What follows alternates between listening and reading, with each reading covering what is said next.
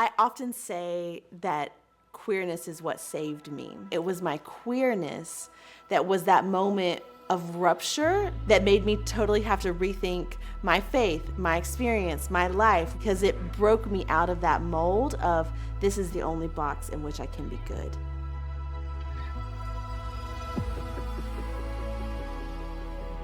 Soulforce has been so many things. We've been around for about 25 years, and our current version is about ideological change work. We're really trying to get at the ideologies that undergird so much of what happens around us and that are particularly connected with religion being stolen and co-opted by structures of power. So for us, what that looks like is workshops across the world for LGBT people, sometimes in extremely hostile environments.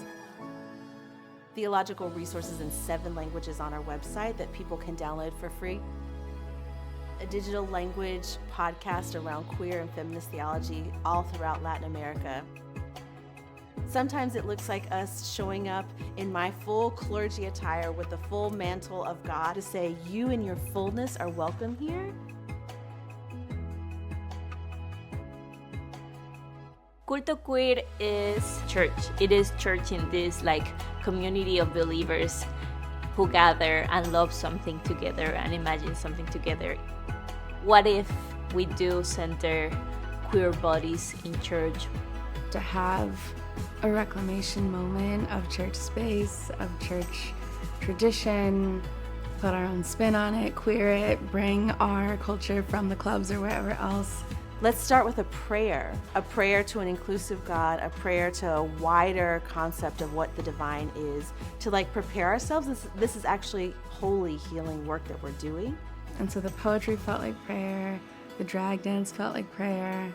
It's not a performance, it's not like a parody, satire show. It is church. It is spiritual imagination.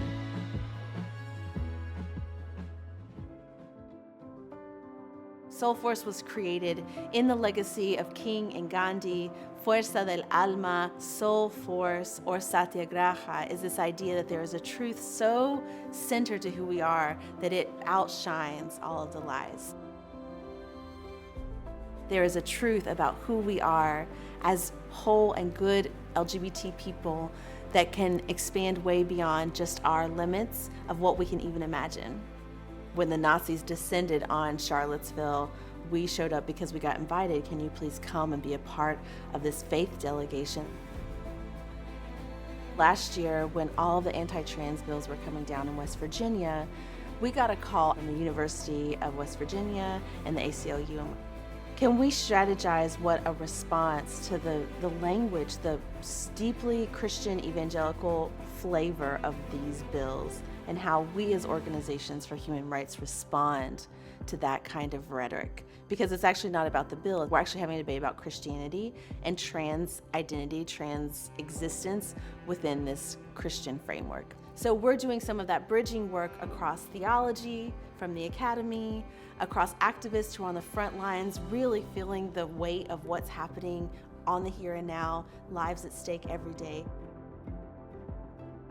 Whatever that rupture is, whatever that crack in the wall, whether it's going through a divorce, whether it's an abortion, whether it's children, whether it's domestic violence, whether it's financial hardship, whether it's sexuality and gender, whatever that is that starts asking the question of, wait, but this doesn't seem like it's what I've always been taught, that starts us down the path of being willing to be brave and live into a theological imagination. We are here to say, you in your fullness are welcome here. And we celebrate the diversity that is creation, that is reflected in humans.